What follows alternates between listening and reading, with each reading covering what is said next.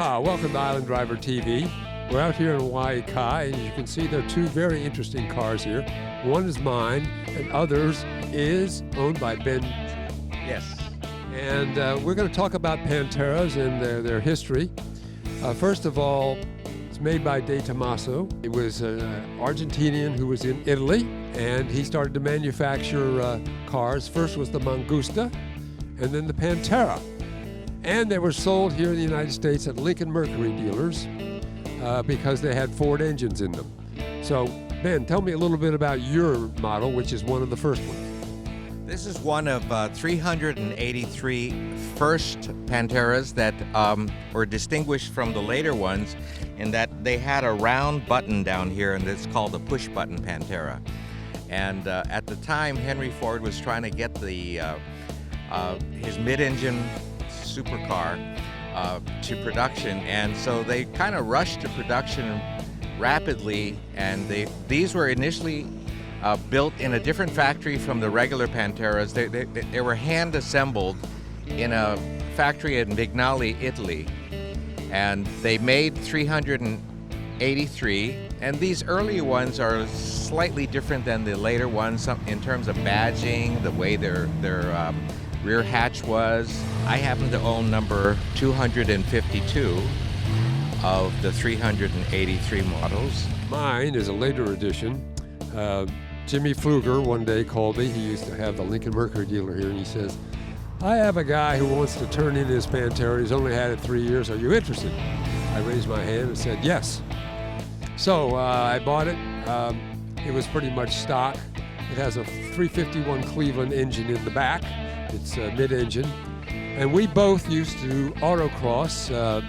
I think you had a 240Z? I used to autocross a 240Z, which I still own now. So I used to autocross this one. And one time at Hawaii Raceway Park, I said, this engine could go to 6,000 RPM. No, it couldn't. Blew a rod right there. Yeah. But fortunately, because it has a Ford engine, it was relatively cheap to fix. And you can see on the back of mine, still has SECA driver on it. So have you made any modifications to this, or you pretty much made it stock? If you look over here, I put side mirrors on the Pantera, which none of the Panteras came with any side mirrors. They were actually installed with Ford Mustang chrome mirrors, originally at the dealer. And these happen to be Camaro mirrors that actually are functional, so you can actually see out of this car.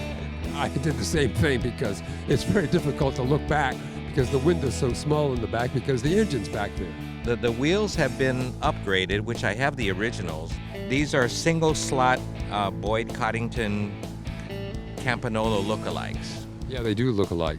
One change that was made in the later models is because of federal requirements, front bumper on mine is rubber, but the early ones, no nothing. They're pretty much just decorative. They're just chrome pieces, which are really hard to find now, by the way. They also reduce about 300 pounds of extra weight. Okay, so yours is quicker than mine.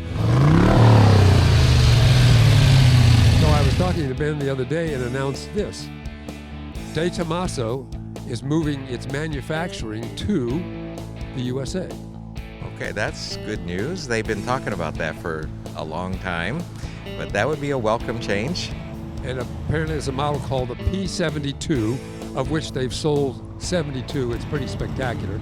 Once they get a location, they're going to make those. So it'll be interesting to see what it looks like, and hopefully we'll get one in Hawaii. I think you should put an order in, right? Right, exactly. I'll be the first. Okay, thanks.